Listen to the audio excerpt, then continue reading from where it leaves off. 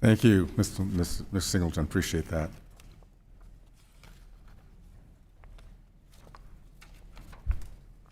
Where are we here?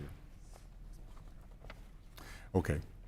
Under committee rule number 9, we'll now question the witnesses under the 5-minute rule. I will begin the process. Mr. Moore, one excuse we hear from schools that's tracking foreign funds they receive is too difficult. Given how well universities seem to track athletic booster contributions or which students with outstanding tuition and fees are due, we find that response somewhat hard to believe. During your investigation, did you find out it was truly difficult for schools to identify and track the foreign contributions? Mr. Chairman, our investigations found that the universities had the information we wanted readily at hand, but they were extremely reluctant to provide it to us. And so the idea that it presented an additional burden to them, they were already, our investigations revealed that they were already very systematically tracking foreign contracts, foreign gifts, and of course pursuing donors around the world with great vigor, as you might expect. And so it wasn't an issue where the universities would have had to have set up new mechanisms. They could simply have made an effort to tap the information that they were already collecting and producing and provide that accurately to the department as required by Section 117. Thank you. Ashley, I'm going to ask both of you and Mr. Singleton this question. I think you kind of addressed it somewhat in your opening statement, but I want to just make sure we highlight this. We're engaged with a battle against foreign bad actors whose goals are to undermine our American culture of freedom, turn our students against the free market system, and steal our intellectual properties. But there are also domestic actors in our educational system willing to grant these foreign actors safe harbor on our college campuses. What suggestions, I think you highlighted some of these things before, would you say that to hold these domestic actors accountable when the Department of Education refuses to take action?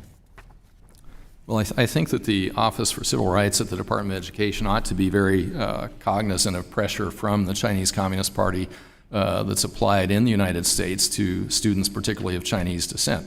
That's a big issue and an ongoing issue. It's been an issue at Fordham and other universities. And frankly, the the department ought to be extremely aware and ought to have a way to facilitate investigations of that sort of pressure from entities acting on behalf of the CCP. Okay. Ms. Signal, do you have any suggestions on that also? Sure. I mean, collaboration is vital, but China has proven adept at exploiting America's academic openness and dynamism to advance its intertwined industrial policies and military expansion. Passing legislation to prevent potential conflicts of interest on campus is essential. Heightened student screening and in some cases outright denials for individuals from certain state-run institutions in China's military, but in particular holding hearings like this, but establishing a federal government office that American state and local governments and non-governmental organizations can approach for advice on how to best manage some of these requests and how to manage and learn from the experiences of other universities across the country. Okay, thank you. Ms. Singleton, now, one of the loopholes we've seen abused is a 501c3 system to circumvent their foreign reporting rules.